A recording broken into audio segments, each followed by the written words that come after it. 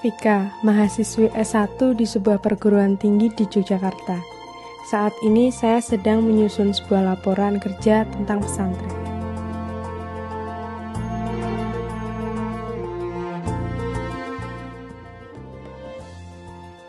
Kini saya sedang menuju sebuah pesantren yang cukup unik. Pesantren ini ada di selatan Yogyakarta, di daerah Bantul tepatnya.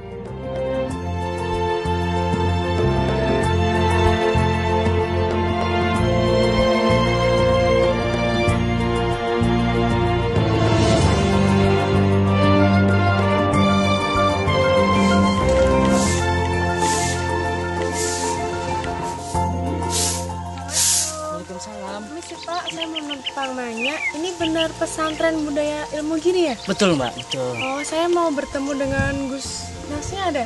Oh, kebetulan ada di dalam. Oh ya. Meriko. Oh ya, makasih ya Mas.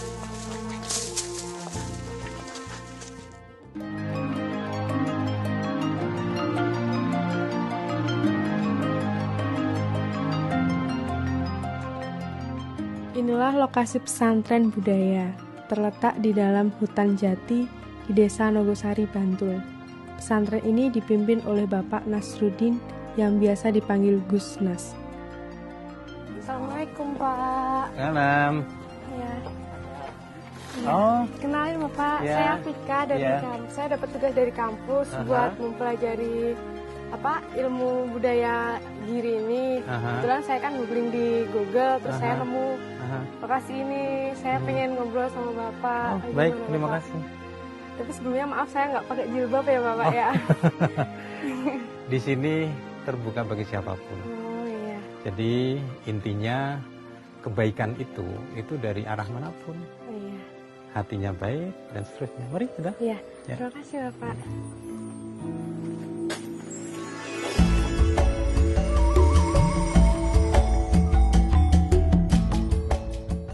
Pesantren ini cukup unik dan tidak biasa. Ini bisa kita lihat dari pengejaan nama pesantrennya, yaitu pesan dan tren. Pesantren. Kenapa pesantren? Karena bagi saya dari mulai Nabi Adam sampai Rasulullah itu oleh Allah diberi pesan.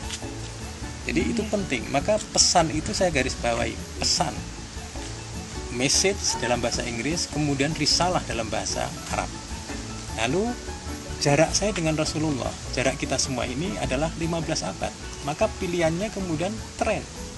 Pesan, tren. Nah, karena saya terlahir di Indonesia, maka pilihannya adalah budaya. Budaya kita bisa mengeksplor itu kemanapun. Itu kurang lebih.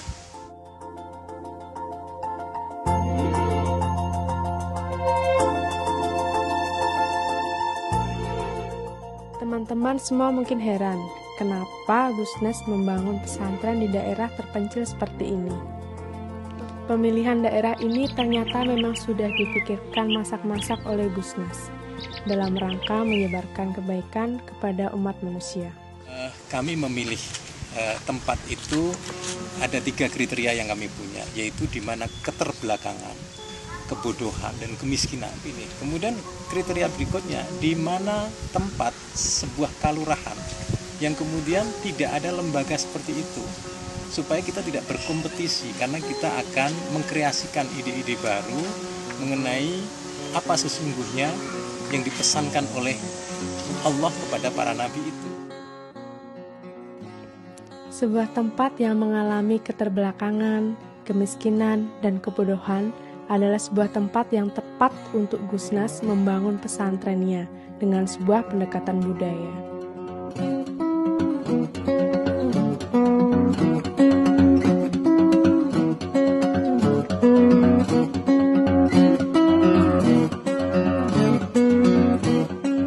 Kenapa kebudayaan? Karena dengan kebudayaan kita bisa berbicara secara universal.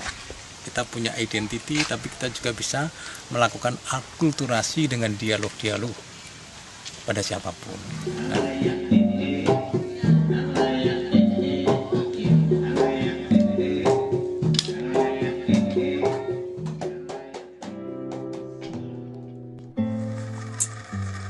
Kemiskinan Itulah yang terjadi di hampir seluruh Indonesia.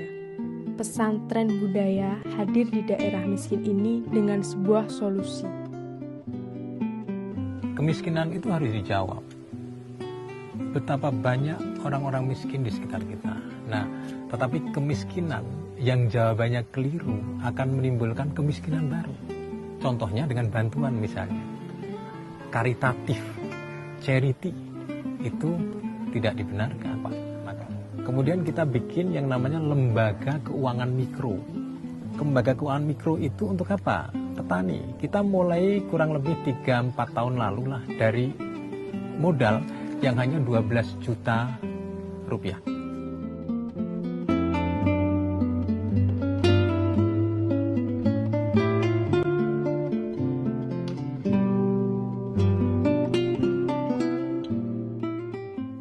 Mereka kita bikin ada 2 unit. Pertama unit simpan pinjam. Petani itu meminjam misalnya 500.000 untuk apa? Untuk permodalan mereka. 1 juta dan seterusnya. Awalnya cuma sebegitu kita bisa memberikan pembiayaan. Tapi hari ini kita bisa 5 juta bahkan sampai 10 juta untuk seorang petani. Tentu setelah kita survei.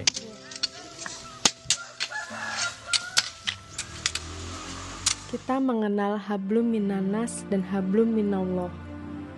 Di pesantren budaya, Gusnas mengingatkan bahwa masih ada satu lagi, yaitu hablum minal alamin. Nah, ada hablum minallah yang tadinya haram bersentuhan, kemudian menjadi halal. Ada hablum minannas yang tadinya digunjingkan oleh tetangga, difitnah dan macam-macam, kemudian didoakan dan direstui. Tapi ada satu kurang, yaitu hablum minal alamin. Sebelum kobil itu, sebelum penghulu itu, kita sudah menyiapkan pihak laki-laki 20 bibit pohon, pihak perempuan 20 bibit pohon. Nah, itu menjadi saksi dari pernikahan yang sakral yang baik itu. Kata Nabi, kalau engkau menanam pohon, lalu tumbuh sehelai daun, dan daun itu jatuh ke tanah, maka itu sedekahmu. Pesantren yang kita lihat ini memang sangat terlihat sepi, karena memang tidak memakai sistem pondokan atau asrama.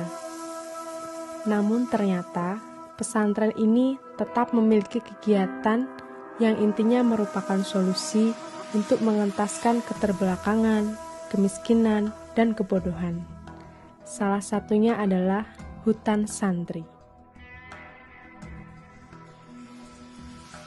Ya, penduduk dusun turunan ini letaknya di tengah-tengah kehutanan, dan di sini membuat hutan santri yang nantinya santri-santri ini akan menjaga lingkungan hutan.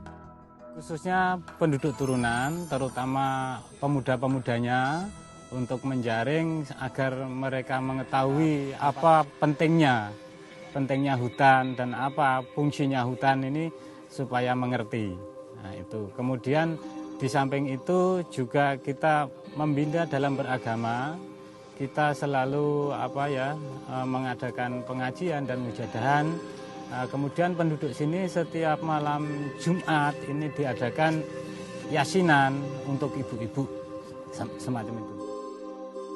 Alhamdulillahirabbil alamin arrahmanir rahim maliki yaumiddin iyyaka na'budu wa iyyaka nasta'in ihdinas siratal mustaqim siratal ladzina an'amta 'alaihim ghairil maghdubi 'alaihim waladdallin amin.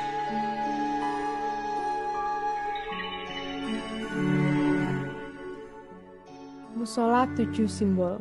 Kira-kira begitulah saya menyebut musola yang ada di dalam komplek pesantren ini. Di tempat ini semua penuh dengan simbol. Jadi 7 kali 7 itu adalah simbol yang kita munculkan. Jadi begini, Allah itu menciptakan langit 7, menciptakan bumi 7, menciptakan hari pun 7. Nah, itu dalam perspektif Jawa disebut pitu. Pitu itu pitulungan, pertolongan dari Allah Subhanahu wa taala. Maka kami menjadikan ini sebagai simbol dan semuanya ramah lingkungan. Kita bersenyawa dengan alam. Di sana, di ujung sana ada yang namanya pengimaman, tempat imam itu berdiri. Itu di bawahnya itu ada sumur. Nah, Itu artinya apa? Di dalam Al-Quran, min tahtihal anhar, singgasana Tuhan itu berada di atas air. Itu bagi saya, bagi kami, filosofi itu penting. Jadi setiap imam itu harus menjadi khalifah, harus mewakili Allah di muka bumi ini.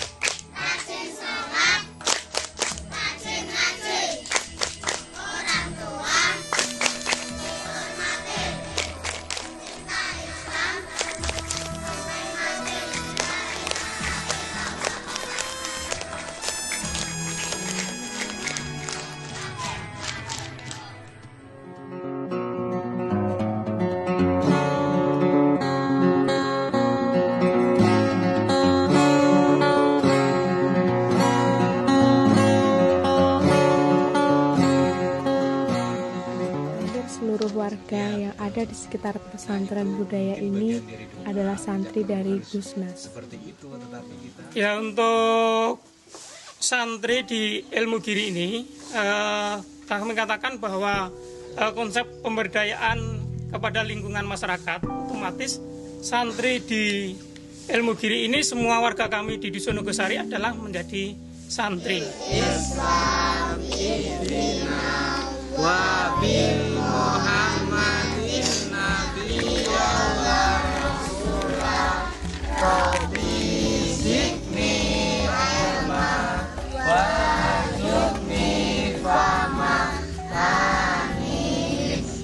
Pesantren Ilmu Giri itu mencoba memberi penawaran yang menarik bahwa pendekatan kultural atau pendekatan tradisi sebagai kekuatan kultural Jawa maupun bangsa Indonesia itu lagi coba ditawarkan dan dilakukan terus-menerus tanpa harus terlalu banyak cakap berbicara, tapi kayak tindakan langsung begitu ya.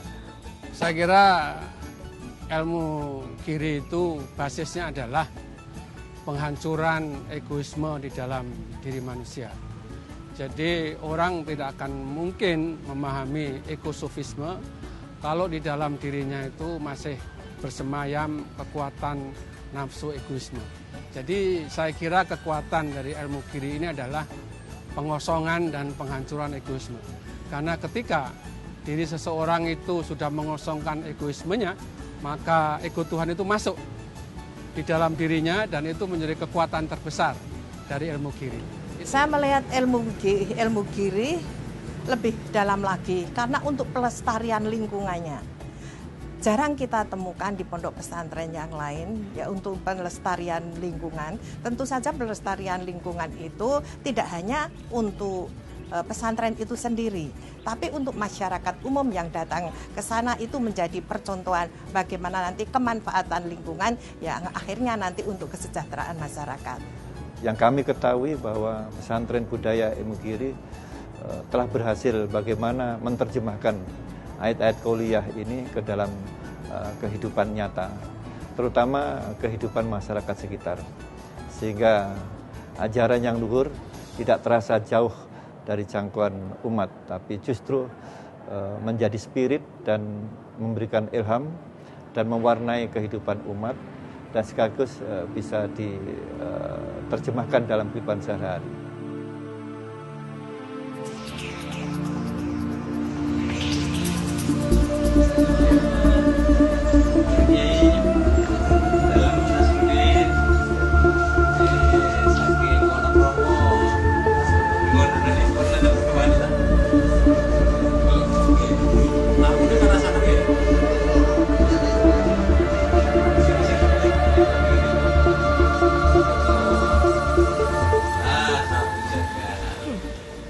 Sedekah adalah suatu kegiatan yang sangat dianjurkan dalam agama Islam. Sedekah dari kaum yang mampu untuk kaum yang tidak mampu. Sedekah adalah sebuah bentuk dari doa. Sedekah rombongan adalah salah satu kegiatan yang dibentuk oleh seorang anak muda yang sangat didukung oleh Gusnas. Gusnas menurut saya itu adalah sosok yang unik. Dia datang ketika bertemu dengan saya, dia membawa sebuah bahasa yang membumi, tentang sebuah kesederhanaan, tentang sebuah kerendah hatian. Tapi di balik itu dia sosok yang luar biasa jenius, memiliki akses kemana-mana, dan dia adalah salah satu orang yang punya spirit luar biasa untuk kemanusiaan. Saya memiliki sebuah gerakan namanya Sedekah Rombongan. Dan selama ini Gusnas sangat mensupport gerakan tersebut dengan cara-cara yang tidak pernah saya terfikirkan sebelumnya. Dari doa jelas dia sangat support kami. Di lain itu dia membuka akses sedekah rombongan kepada para pihak siapapun yang para petinggi yang dia punya kenalan ke sana. Bahwa dari Jogja ini, dari kota kecil Jogja, ada sebuah gerakan yang bisa membantu lebih dari 2.100 duafa di seluruh Indonesia. Bahkan Jakarta pun banyak duafa yang kita bantu.